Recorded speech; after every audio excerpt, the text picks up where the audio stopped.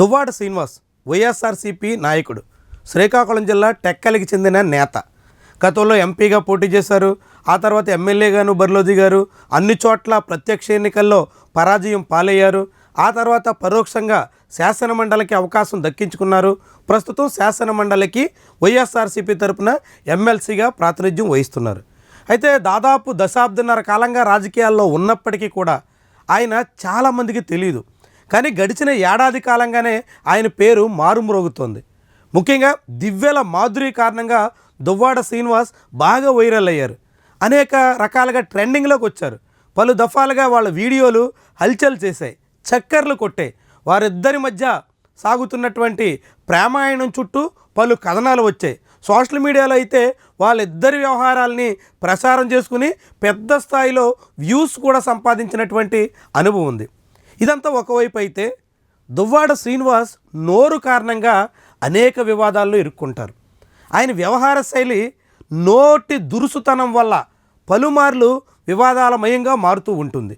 తాజాగా ఆయన శాసనమండలి సమావేశాల సందర్భంగా పవన్ కళ్యాణ్ మీద విరుచుకుపడ్డారు. తీవ్రమైనటువంటి వ్యాఖ్యలు చేశారు. అదే సమయంలో ఆయన చేసిన విమర్శలు ఇప్పుడు వివాదానికి కారణంగా మారుతున్నాయి. ప్రతి నెల చంద్రబాబు నుంచి 50 కోట్ల రూపాయల చొప్పున పవన్ కళ్యాణ్ అందుకుంటున్నారు అనేటువంటి అర్థం వచ్చేలా దువ్వాడ శ్రీనివాస్ చేసినటువంటి వ్యాఖ్యలు దుమారమే రేపుతున్నాయి. దాని మీద ఇప్పటికే జనసేన అధికారికంగానే స్పందించింది.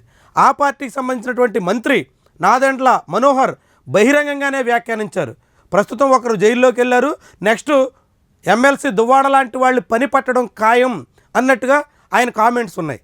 దానికి తగ్గట్టుగానే జనసేన పార్టీకి సంబంధించినటువంటి కార్యకర్తలు వివిధ ప్రాంతాల్లో దువ్వాడ శ్రీనివాస్ మీద ఫిర్యాదులు చేసేటువంటి కార్యక్రమానికి శ్రీకారం చుట్టారు.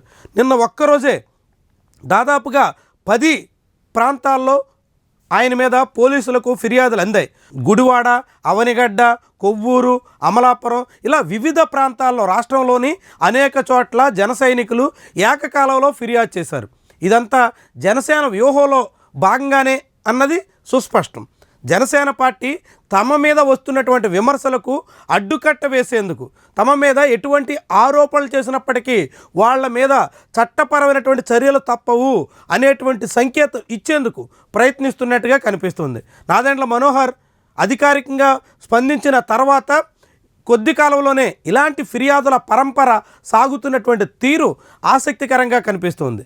ఇది దువ్వాడ శ్రీనివాస్ లాంటి వాళ్ళని కట్టడి చేసే యత్నమేనా అనేటువంటి సందేహం కలుగుతుంది. అయితే దువ్వాడ శ్రీనివాస్ని ఇలాంటి ఫిర్యాదుల ద్వారా కేసులు నమోదు చేయించడం ద్వారా కట్టడి చేయగలరా, ఎన్ని కేసులు పెట్టగలరు, ఏ రీతిలో చర్యలు ఉంటాయి అన్నది కీలకమైనటువంటి వ్యవహారం.